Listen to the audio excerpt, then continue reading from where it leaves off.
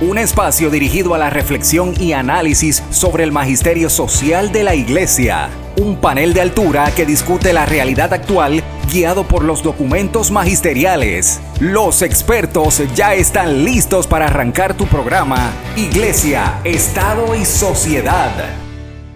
Saludos, bienvenidos a otra edición más de este programa Iglesia, Estado y Sociedad, este espacio del Instituto de la Doctrina Social de la Iglesia, donde semana tras semana le traemos contenido de interés para la sociedad, interés para nuestra iglesia y de interés para todos nosotros como miembros de la iglesia. En el día de hoy queremos presentarles una ponencia que dio recientemente el cardenal Oscar Rodríguez Maradiaga, arzobispo emérito de Tegucigalpa en Honduras, en el Congreso de Católicos y Vida Pública que se celebró en nuestra universidad, y la ponencia de el señor cardenal gira en torno a el sínodo sobre la sinodalidad. Como esto es un tema que está en discusión en nuestra iglesia, pues queremos compartirles esta ponencia. Así que sin más, los dejamos con el cardenal Oscar Rodríguez Maradiaga. El sínodo, dentro de esta conferencia de católicos en la vida pública. Claro que sí, si eso es el sínodo, es llamarnos para que la iglesia entienda que estamos no para estar encerrados, sino una iglesia en salida, como nos dijo el Papa Francisco. Y organizar la esperanza para la comunión y la participación también es genial. Les agradezco. ¿Por qué? Porque desde hace 45 años, la Conferencia de Puebla toma como el tema para aplicar la exhortación post-sinodal, comunión y participación. Desde Puebla, y valdría la pena los que tal vez ya la tienen muy empolvadita por allá en los anaqueles, vuélvanla a leer y van a encontrar una actualidad increíble. Por algo el Papa Francisco escogió esa temática para el sínodo. O sea, no estamos fuera de puesto, estamos dentro de este camino, esta experiencia sinodal. Muy importante. Y me encanta encontrar a mis hermanos obispos de Puerto Rico, porque también con nuestro patriarca, así le llamamos a Monseñor, no solo por su barba tan venerable, sino por toda la animación eclesial, también hemos estado ahí juntos en el sínodo. Desde el año 2015, cuando al conmemorar los 50 años de la institución del Sínodo de los Obispos, el Papa Francisco pronunció un importante discurso retomando y el espíritu de Vaticano II y del magisterio nos dijo esto: el mundo en que vivimos y en que estamos llamados a amar y servir, también en sus contradicciones, exige de la Iglesia el fortalecimiento de las sinergias en todos los ámbitos de su misión. Precisamente el camino de la sinodalidad es el camino que Dios espera de la iglesia del tercer milenio. No es entonces un tema más, es el tema. Y entonces vamos a ver rápidamente el camino recorrido.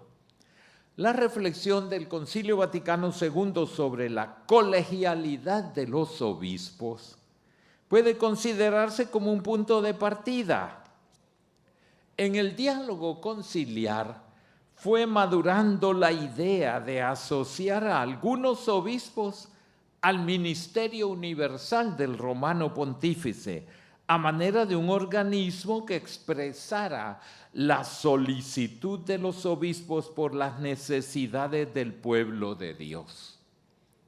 Fue así que San Pablo VI, el 15 de septiembre de 1965, publicó el motu proprio Apostolica Solicitudo, por el cual instituyó el Sínodo de los Obispos, y en 1967 un específico Ordo Synodi.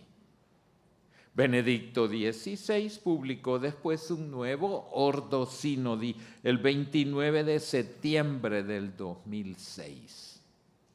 El Papa Francisco, ese 15 de septiembre del 2018, publica la Constitución Apostólica Episcopalis Communio, con una parte más doctrinal sobre el sínodo de los obispos y otra parte que recoge la normativa para la realización de las asambleas del sínodo. Es importante leer este documento para comprender el sentido eclesial que el Papa Francisco le da al sínodo de los obispos y las consecuencias que deduce en la manera de celebrarlo.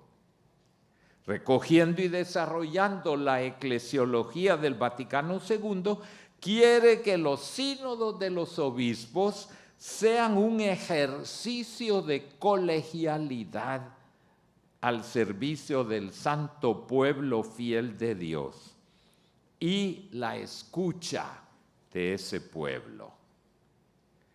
Este sínodo de obispos, fíjense, del 2021 al 2024, primera novedad, porque todos tenían un año, más o menos.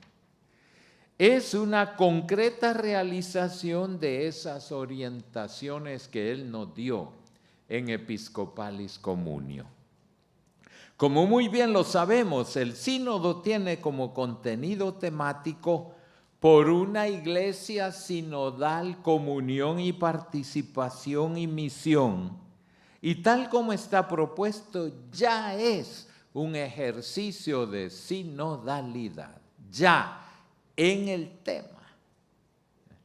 La preparación directa comenzó ofreciendo en los 4 primeros números una brevísima síntesis de lo que es el camino sinodal. El camino de la sinodalidad es el camino que Dios espera de la iglesia del tercer milenio. Esa es la razón del tema.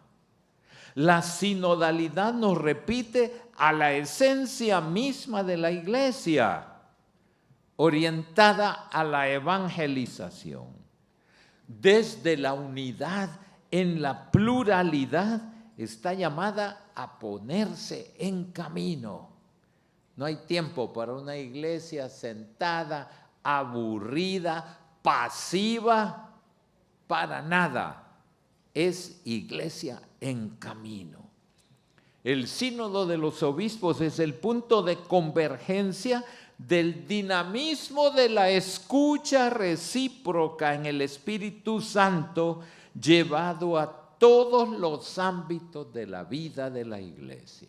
Y nos vamos a detener después en este que es un tema central, la escucha.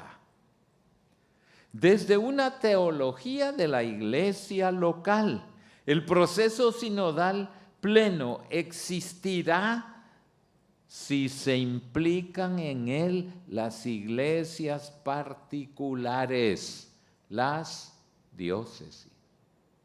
Y yo me estoy preocupando un poco, porque a pesar de mis 81 años todavía me pusieron como padre sinodal.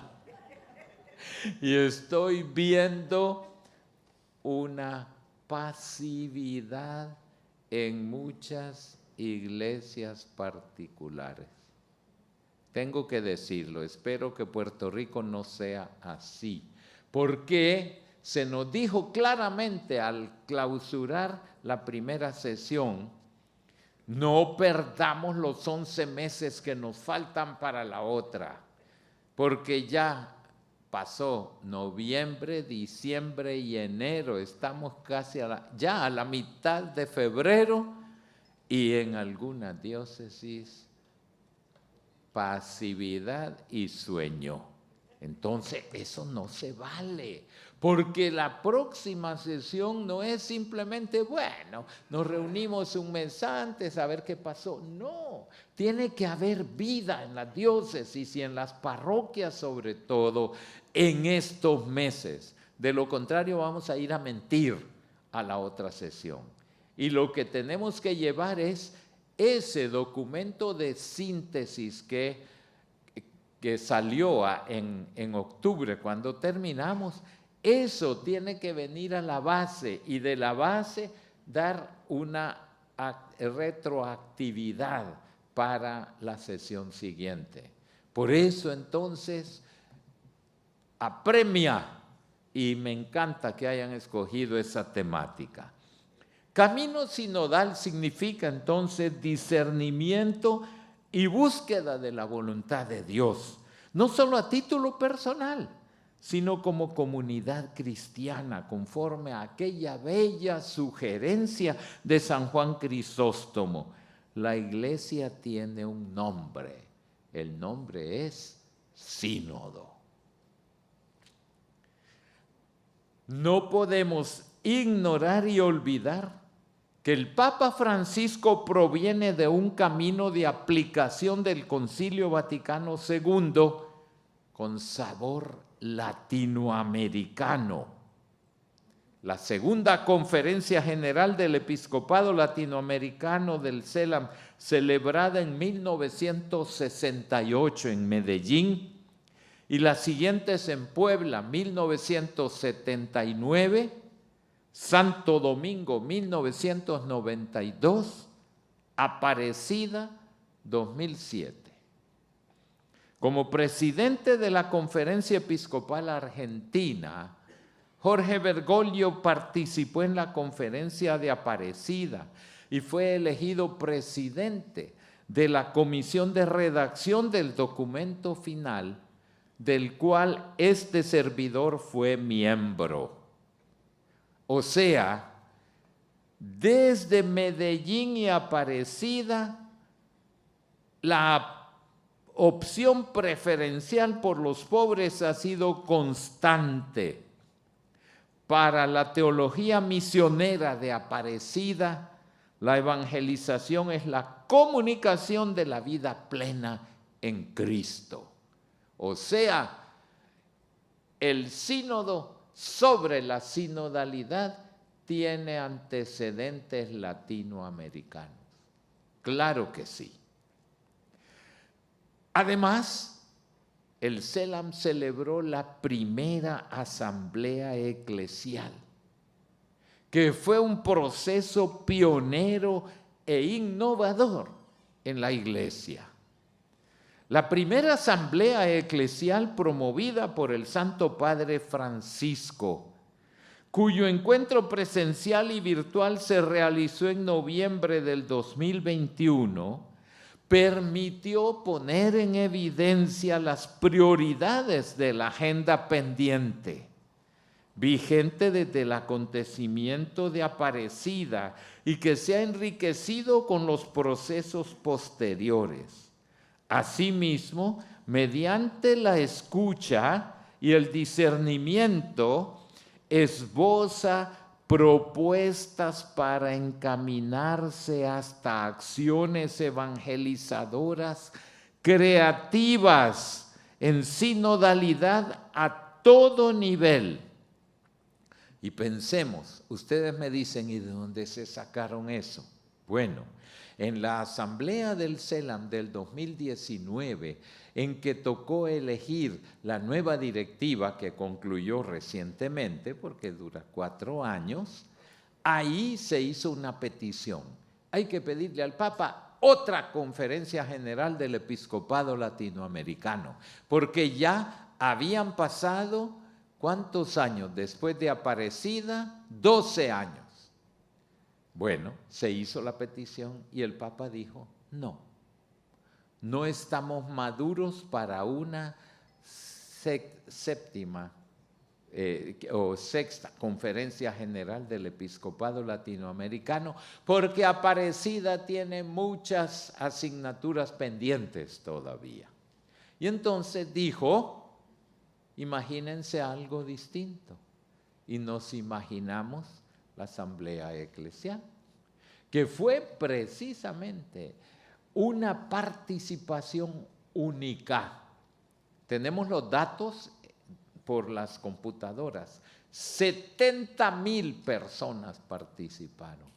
Jamás ha habido en la vida de la iglesia una participación tan grande. Y participación activa, no de números, Entonces, esa asamblea eclesial no fue cualquier cosa. Abrió a la nueva frontera misionera digital que promovió la participación de los fieles en todos los niveles.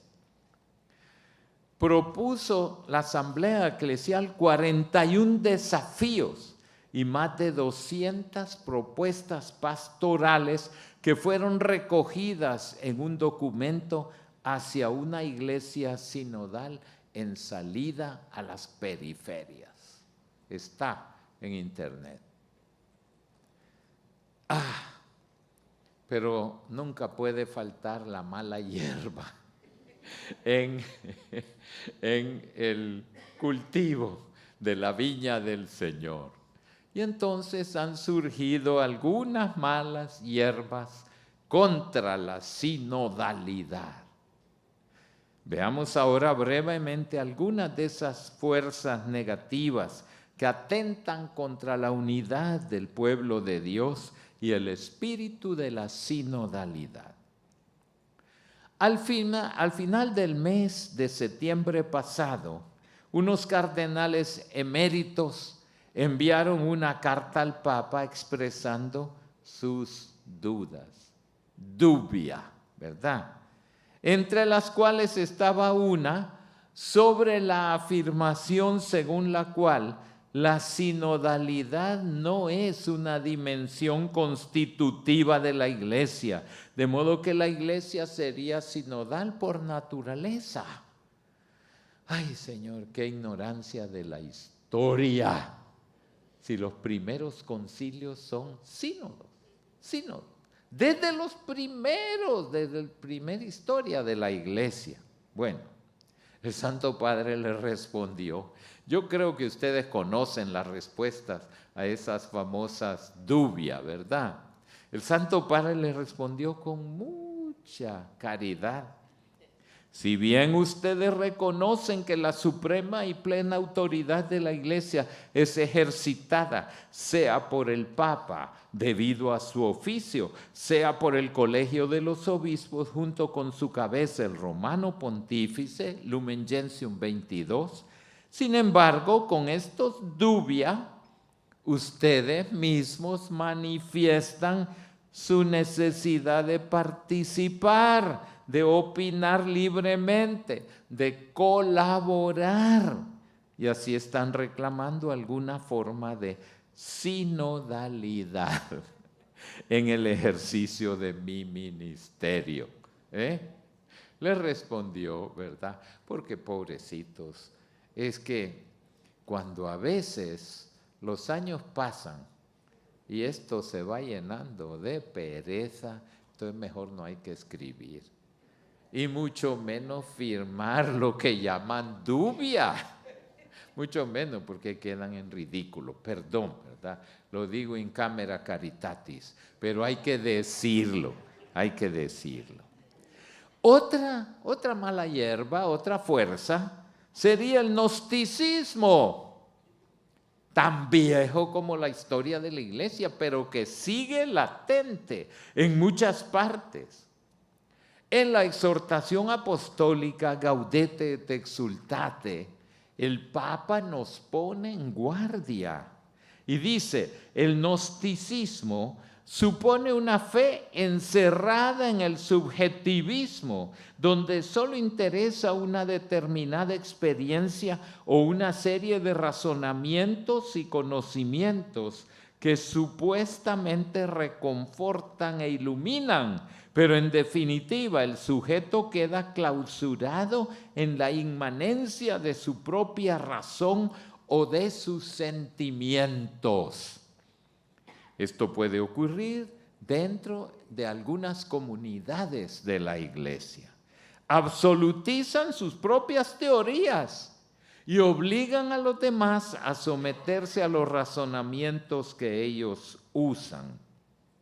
Un sentimiento de separación, de superioridad, genera una insuperable distancia entre nosotros que poseemos una verdad superior y los otros incapaces de acceder a este grado de iluminación. En cambio, el Señor Jesús bendice a los considerados marginados de su tiempo. La sinodalidad, cuando es auténtica, elimina las distancias y produce comunión, no la dificulta. Muy importante que lo tengamos en cuenta por el tema que tenemos. Produce comunión, no la dificulta. Ay, ¿hay otra de las malas hierbas? Sí. Otro problema. Sería una especie de endurecimiento farisaico antisinodal. Los fariseos en tiempos del Señor Jesús rechazaban a todo aquel que no fuera fiel a la ley y a las tradiciones para formar comunidades cerradas que se llamaban a sí mismas el resto fiel de Israel. De hecho, su nombre significa los separados, es decir, los santos, la verdadera comunidad de Israel, un estilo cerrado. Pero ellos se creían los santos.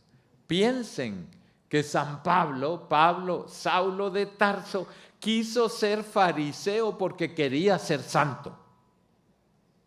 Por eso.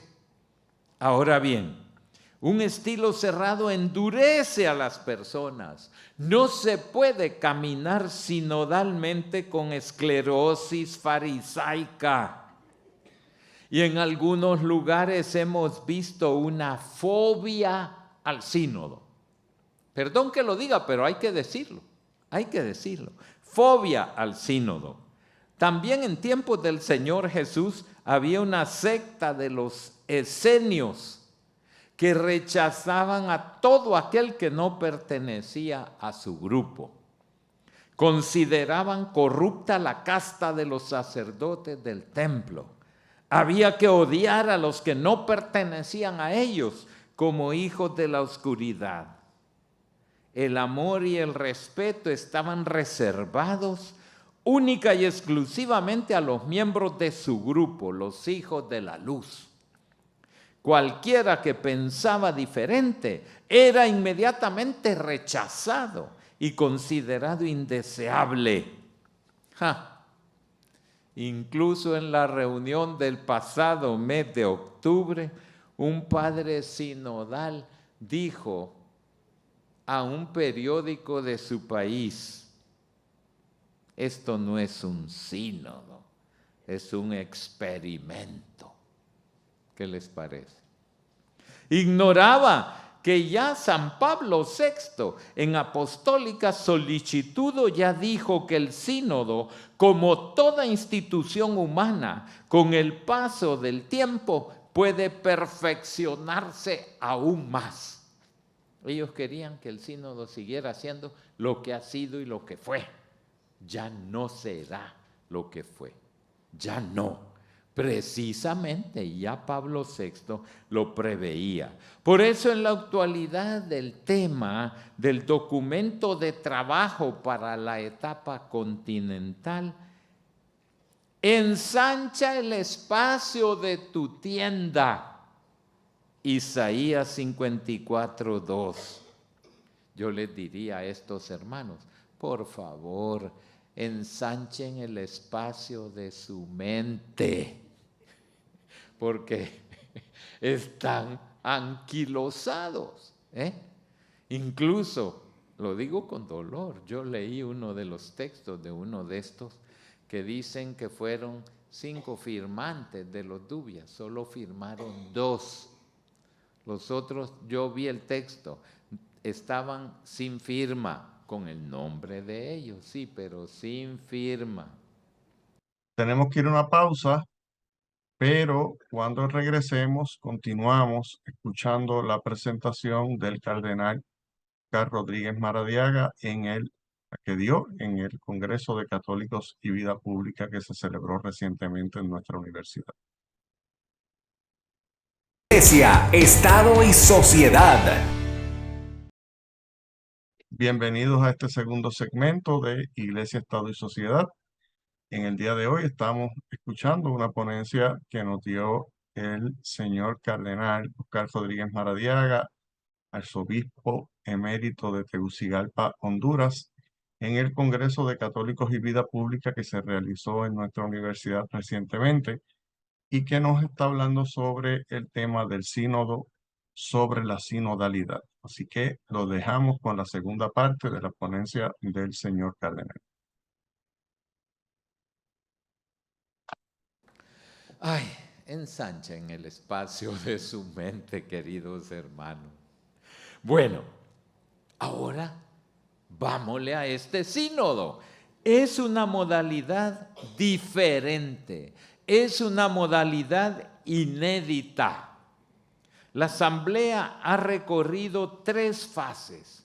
Entre octubre del 2021 y octubre del 2023, la primera fue diocesana, la segunda continental, la tercera está siendo universal.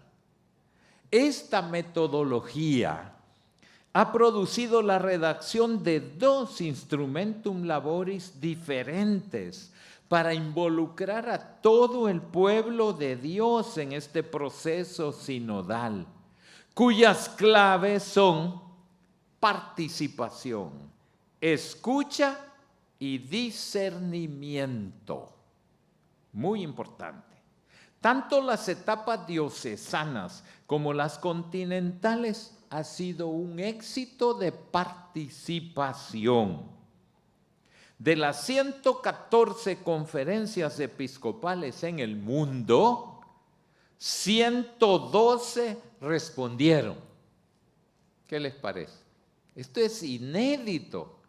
Yo he participado en 11 sínodos, en 11.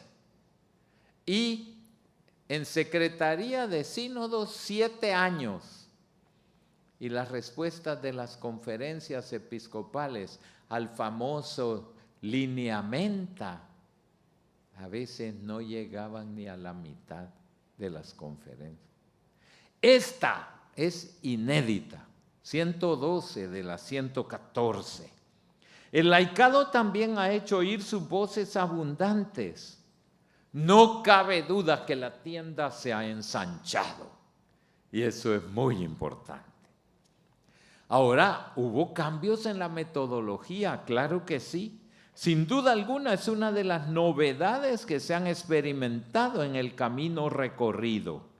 Tradicionalmente, con las respuestas al sondeo llamado lineamenta, se elaboraba por parte de la Secretaría un instrumentum laboris que servía para que los padres sinodales prepararan su participación en la asamblea, entre 8 y 10 minutos en la sala del sínodo. Posteriormente se organizaban los llamados círculos menores que producían propuestas, entre 40 y 75, que se votaban al final de la asamblea y se entregaban al Papa, quien a través de el secretariado elegido en dicha asamblea continuaba trabajando más o menos durante un año, después del cual el Santo Padre nos entregaba una exhortación post-sinodal. Eso era la antigua metodología. Desde el año 2021 se ha desarrollado una constante interacción entre el Dicasterio Vaticano y las diócesis, lo que motivó mucho interés y gran participación del laicado. El entusiasmo que despertó el proceso en América Latina y el Caribe tuvo como momento central de discernimiento los 4 encuentros regionales realizados en San Salvador, Santo Domingo, Quito y Brasilia en febrero y marzo del año 2023. Sobre un total de 400 participantes, se estableció un número representativo de cada país, proporcional al total de la población. No me detengo porque veo que el reloj va avanzando y no quiero atentar contra la organización del Congreso. Finalmente, el CELAM invitó a representantes de sectores de periferia que tampoco habían sido convocados. Entonces, eso fue genial y ahora ya está programado en finales de agosto otro encuentro ahora de los padres sinodales, precedido por una reflexión teológica sobre la teología de la sinodalidad. La 16ª Asamblea comenzó también bellísima, con una vigilia de oración, con representantes de 20 líderes de confesiones cristianas religiosas diferentes en la Plaza de San Pedro. Y esa misma noche, un triduo de ejercicios espirituales para los padres y madres sinodales, predicados por un sacerdote y una religiosa en una casa de ejercicios en las afueras de Roma y en silencio. Primera vez en 58 años que se hacía con los padres y madres sinodales este tipo de preparación inmediata. Y saben uno de los frutos, perdón, como lo voy a decir, todas las fieras llegaron mansitas al sínodo. ¿Por qué? Porque 3 días escuchando al Espíritu Santo amansan cualquier agresividad. Bueno, y entonces, el día 4 de octubre, fiesta de San Francisco de Asís, comenzó la 16ª Asamblea del Sínodo sobre la sinodalidad.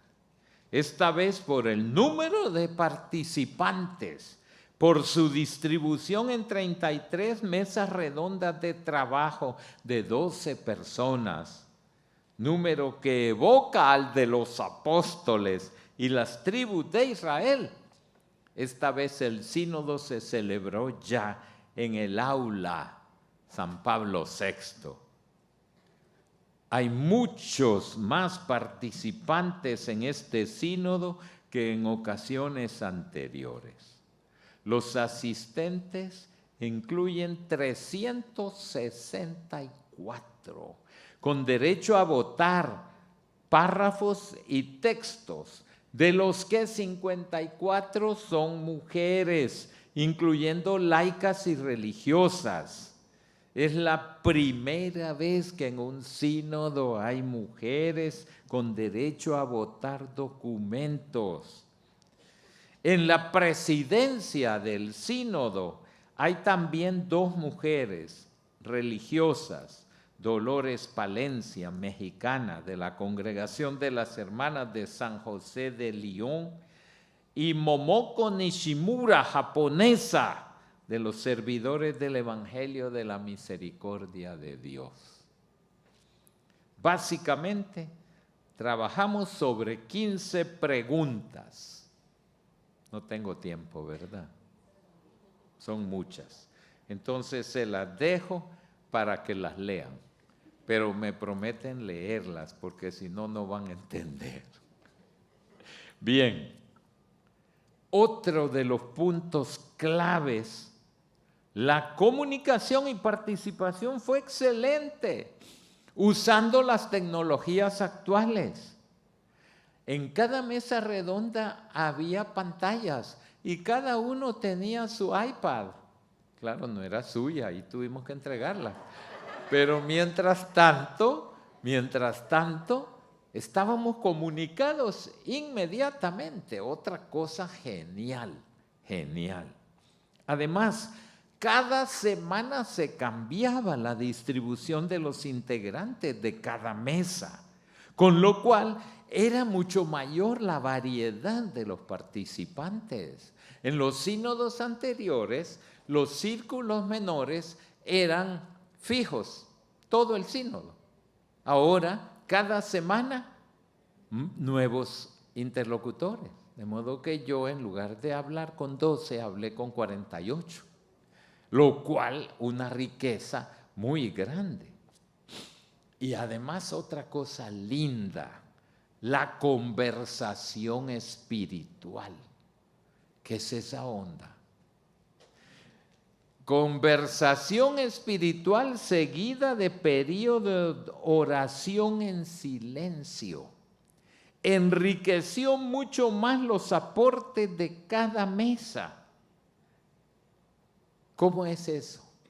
Miren, teníamos claro las respuestas al instrumentum laboris y la organización del sínodo nos decía, estas mesas van a trabajar sobre este tema. Los 12 participantes, cada uno tenía derecho a hablar 4 minutos. Y ahí decía lo que pensaba sobre esa temática. Pero después venía un periodo de silencio, en el cual orábamos sobre lo que habíamos escuchado. Y después venía una segunda ronda, en la cual cada participante ya ponía en común lo que el Espíritu le había dicho. De modo que lo que salía ahí no era fruto de las meninges, sino que era fruto del Espíritu Santo. Y fue una riqueza grandísima. Luego se hacía el resumen y se mandaba a la comisión de los teólogos, que enriquecieron mucho los aportes de cada mesa. Y el apoyo de reflexión, el equipo de reflexión teológica produjo abundantes frutos y con intervenciones personales que también hubo en el aula, se fue concluyendo en lo que se conoce ahora como informe de síntesis, que fue aprobado al final de los trabajos, lo que constituye el punto de referencia para el camino del pueblo de Dios en este tiempo. Como nos ha dicho el Santo Padre al aprobar estas líneas de trabajo, el sínodo trata sobre la sinodalidad y no de un tema u otro.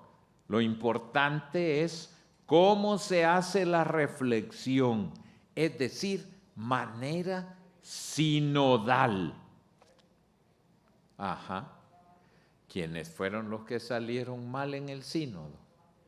Aquellos que esperaban que el sínodo iba a tratar, ya se va a abolir el celibato de los sacerdotes, ya se van a ordenar las mujeres como sacerdotes o las mujeres como diáconos.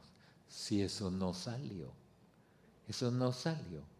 Ahí un punto sumamente positivo es que las personas que más están pensando en el sacerdocio o en el diaconado femenino son de Europa, de Estados Unidos y Canadá.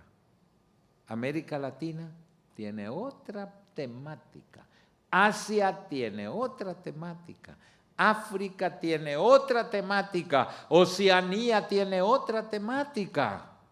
Y entonces se dan cuenta, hombre, esto como que es un tema que tenemos aquí como un clavo nosotros. Claro que no se va a eludir, sale en el documento de síntesis, pero el sínodo no es para eso. Y muchos de estas dubias tenían, van a cambiar la doctrina de la iglesia, el depositum fidei no se puede modificar. No, señor, ustedes ni saben lo que es el sínodo, ni han leído lo que es el sínodo. Por eso es tan importante esto, tan importante, porque, y voy a hacer un paréntesis, así como las reacciones que ha habido para el documento de las bendiciones, es que no han leído el documento. Fíjense que la gran mayoría solo leyeron del número 19 al 21, 31. No lo han leído el documento, no los leen. Yo le hice el comentario al Santo Padre, mira, me dice, para muchos los documentos pontificios son como el pergamino de las bendiciones. Lo mandan a enmarcar y lo ponen en la pared, pero no los leen. Tenemos que leer, tenemos que leer. Entonces, el informe final, ese documento de síntesis, es una herramienta, es una herramienta. Es que en este documento no salió el tema que yo puse, si es que es una herramienta al servicio del discernimiento que debe continuar. No estamos de vacaciones, padres sinodales, pueblo santo de Dios, no estamos de vacaciones sinodales. Debemos estar reflexionando sobre estos 20 temas y tenemos que hacer aportes. Muy interesante. Ya veo que el reloj es mi enemigo. Fíjense que el texto está estructurado en 3 partes. La primera dibuja el rostro de la iglesia sinodal, presentando los principios teológicos que iluminan y fundamentan la sinodalidad. El estilo aparece como un modo de actuar, como un modo de operar en la fe que brota de la contemplación de la Trinidad y valora la unidad y la variedad como riqueza eclesial. La segunda parte, titulada Todos discípulos, todos misioneros, trata de todos los implicados en la vida y misión de la iglesia y de sus relaciones. En esta parte, la sinodalidad se presenta principalmente como un camino conjunto del pueblo de Dios y como un diálogo fecundo de carismas y ministerios al servicio de la venida del reino. Y la tercera parte lleva por título Tejer lazos, generar comunidad. Aquí la sinodalidad aparece principalmente como un conjunto de procesos, como una red de organismos que permitan el intercambio entre las iglesias y el diálogo con el mundo. Bueno, entonces los trabajos de esta primera sesión formularon convergencias. En lo que estábamos convergentes, las mesas, pero no divergencia. ¿Por qué? Porque no fuimos a pelear. En lugar de haberle puesto divergencias, le pusieron puntos, cuestiones a profundizar. Muy interesante. Había muchos que no estaban de acuerdo con las convergencias, pero no eran divergencias, eran puntos que había que profundizar y hay que profundizarlos en estos meses que faltan. Hay que profundizarlos y por favor ustedes también en la universidad métanle candela, porque hay que profundizar para que no se conviertan simplemente en pleitos, en divergencias, no, sino que podamos llegar a propuestas concretas. Y también en este documento se formularon propuestas. Me encantó la conferencia del doctor Serrano cuando nos habla de que la soledad es uno de los problemas del mundo hoy. Y también salió en el sínodo. Y salió bien concreto referente a los sacerdotes, que es un tema que hay que profundizar, porque no se puede seguir así. El sacerdote no es un pobre condenado allá a estar a saber dónde perdido.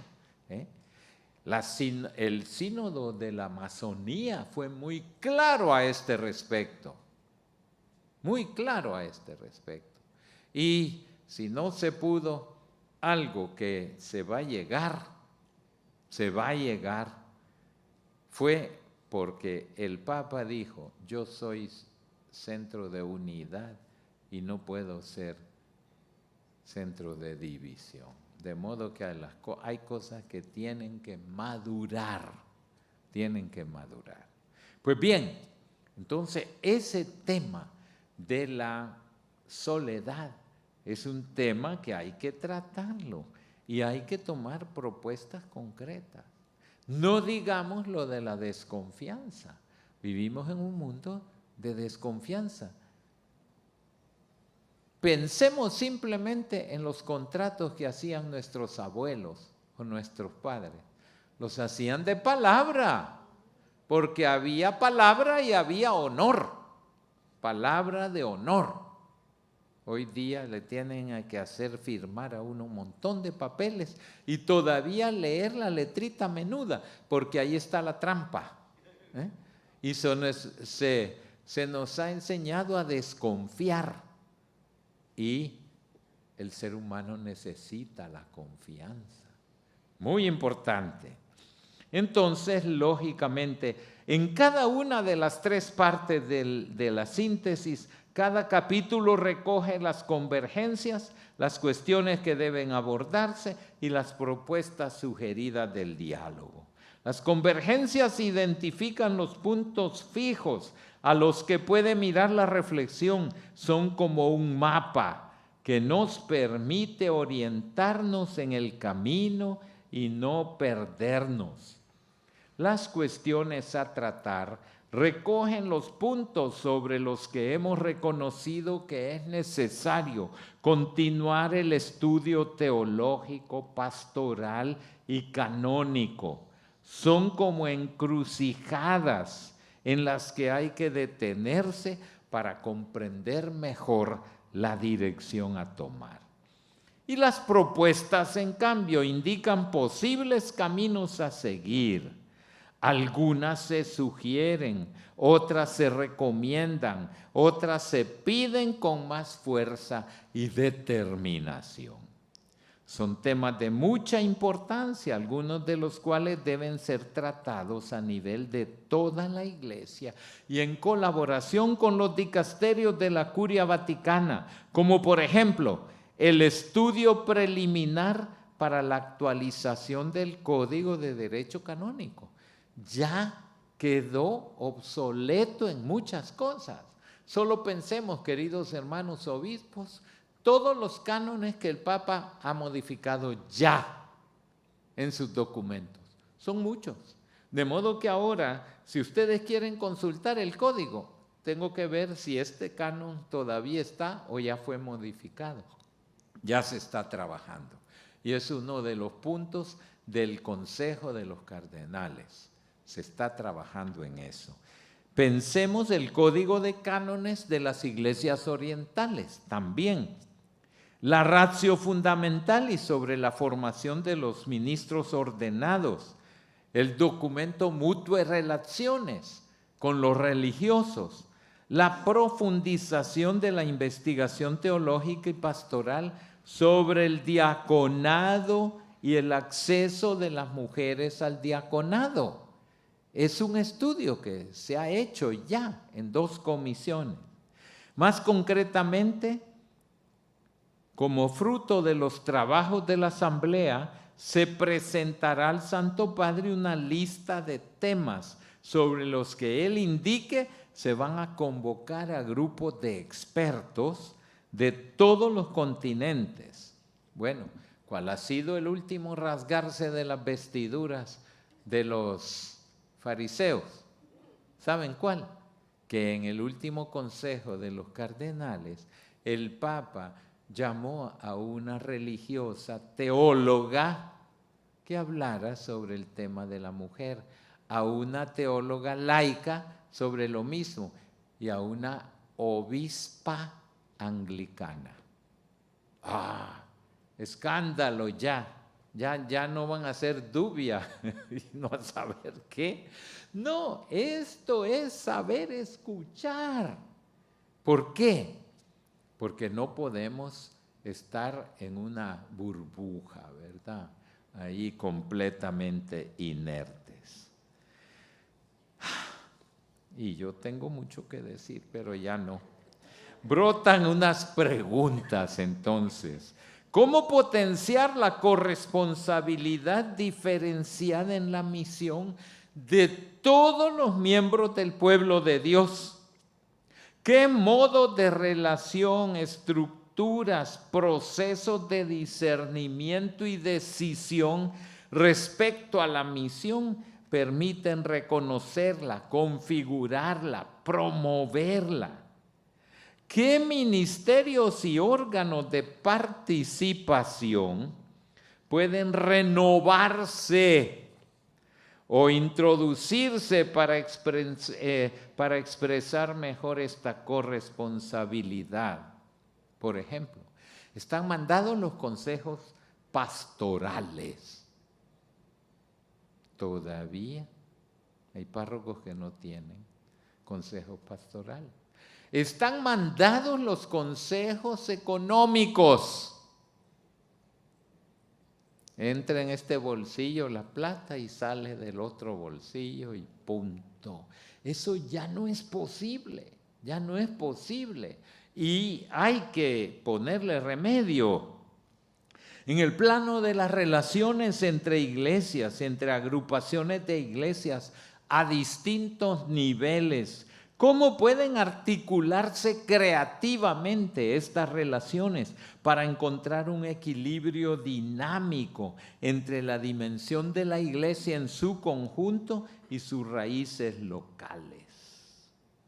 Lo que sí, esta fase del sínodo puso en marcha un gran dinamismo de escucha y de diálogo con todos, que está produciendo muy buenos frutos.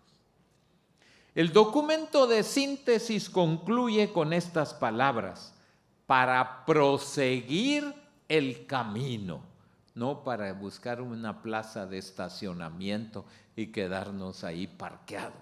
No, la palabra de Dios es anterior a toda palabra de la iglesia. Las palabras de los discípulos, incluso las de un sínodo, son solo un eco de lo que Él mismo quiere decirnos. Esta pregunta del Señor, ¿con qué podemos comparar el reino de Dios? ¿Con qué parábola podemos describirlo? Nos dice entonces que no se trata de dispersarse sobre muchos frentes.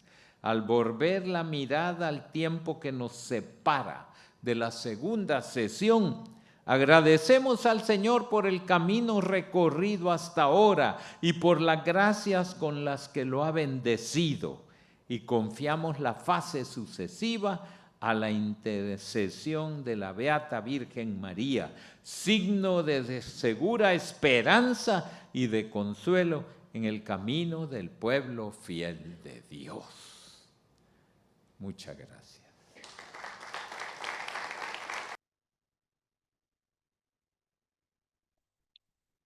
Esperamos que la ponencia del cardenal haya sido del agrado de todos ustedes y que les haya servido para poder entender un poco mejor qué es lo que la Iglesia y el Papa Francisco pretende con este asunto de la sinodalidad y el sínodo que se está realizando, se va a continuar realizando el próximo año en Roma sobre el tema,